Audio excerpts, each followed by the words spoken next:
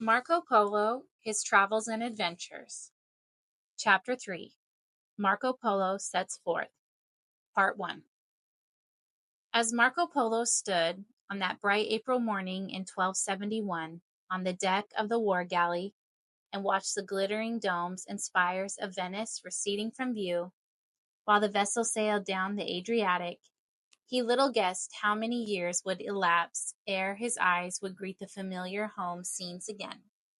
But he thought only of the future just before him, and although, on passing out of the Gulf of Venice into the rough waters of the Adriatic, he was at first a little seasick, he soon recovered his buoyancy of spirits, and now gazed with keen interest at the objects which coast and waters presented.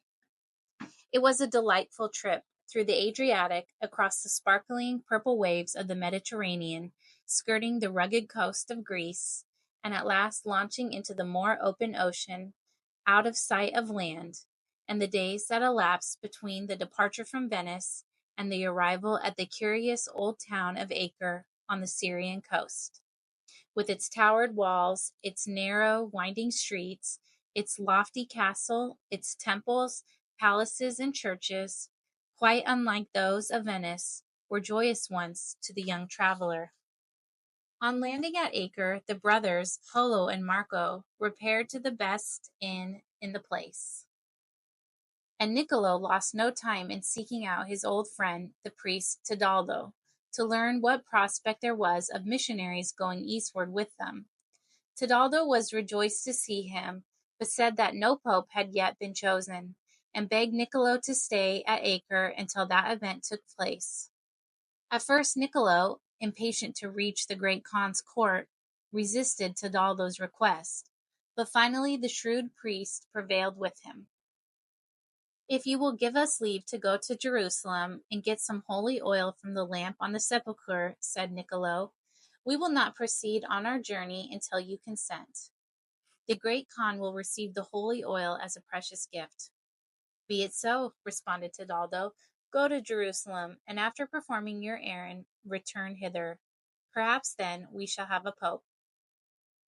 Marco was well pleased to visit the holy city, which he now did in company with his father. They did not stay long at Jerusalem, but while there, Marco had time to see all the ancient and sacred relics and curious sights which still attract the traveler. Having procured a vial of oil from the lamp on the sepulchre, which, it was said, had been kept constantly burning there from the time of Christ's death, Niccolo returned to Acre. No pope had yet been chosen, and now Towle could not find it in his heart to forbid the departure of the brothers. They therefore set out from Acre, crossing in a galley to the old fortified town of Ias in the Gulf of Scanderoon. Ias they found to be a busy commercial port, with teeming bazaars and a noble fortress rising near the shore. But they could not tarry long there, and began to make their preparations to penetrate into Armenia. They were on the point of starting, when an urgent message reached them from Acre.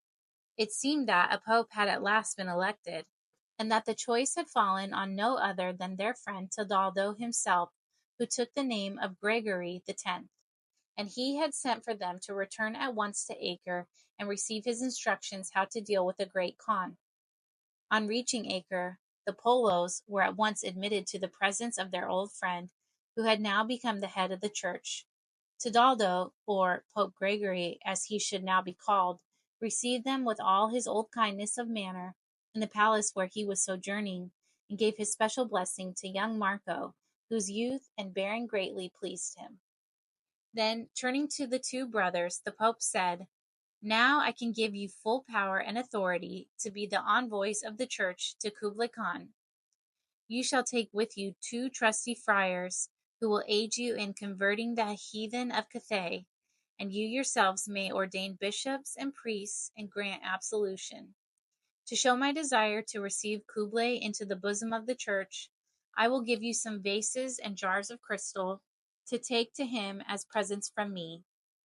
Niccolo fell at the Pope's feet and did him humble and grateful reverence, and Maffeo and Marco followed his example.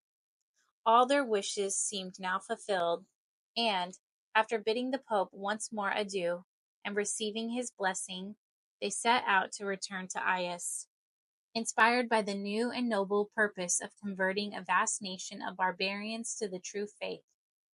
With them went the 2 friars whom the Pope had appointed, Niccolo of Vicenza and William of Tripoli, and on landing at Aias they resolved to delay their journey no longer.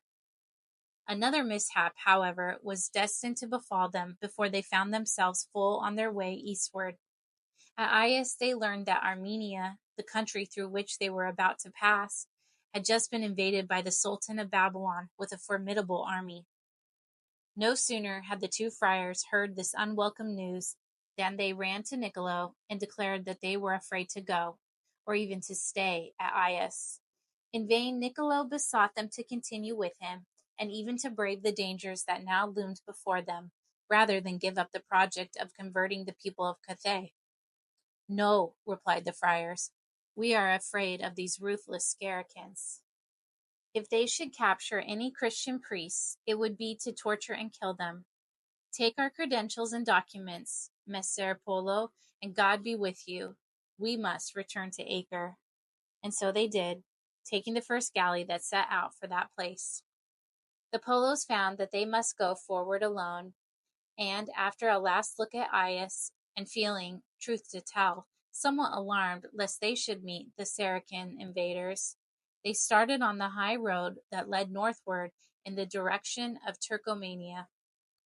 Marco observed everything on the journey with the keenest curiosity, and his father, who had already traversed that region, was able to explain many sights that were mysterious to him. They passed through many queer Asiatic cities and towns, and Marco stared at the dusky complexions and picturesque attire of the natives. The natives, in turn, examined the travelers with much amazement. But everywhere in this part of the country seemed friendly, and not at all disposed to molest them. Sometimes the wayfarers would stop in a city or town a week or 2 at a time, lodging in very old inns, and partaking of dishes which Marco had never seen before, and of some of which neither of the 3 knew the names. The people of the regions through which they passed were usually poverty-stricken, and seemed quite content with very little. Marco observed that they were a very lazy set, and spent a great deal of time drinking a coarse, rank liquor, which speedily intoxicated them. Sometimes, however, the travelers came to a town which had a well-to-do, thriving aspect, and where they met men and women of a higher and more active class.